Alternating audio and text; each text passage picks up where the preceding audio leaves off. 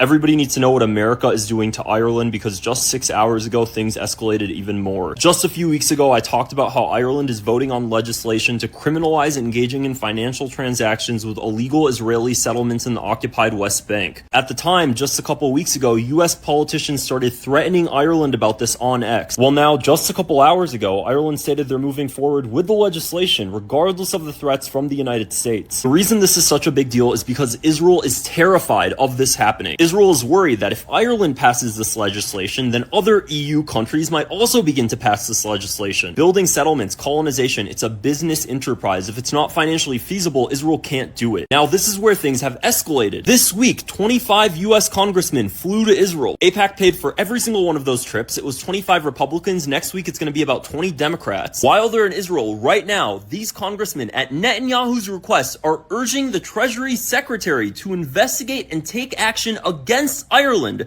for boycotting Israeli settlements. The US government wants to take action against Ireland, which is a US ally, because Ireland wants to end trade with Israeli settlements in the West Bank that are illegal by international law. People need to understand that regardless of how much the United States defends Israel, the EU does have the power to enforce a two-state solution because of the fact that the EU is Israel's #1 trading partner. If all of the EU banned trade with Israel to impose a two-state solution, Israel would eventually have to capitulate because it couldn't handle the financial sanctions against it. That's why they can't have Ireland start a domino effect that could cause other EU countries to do the same thing.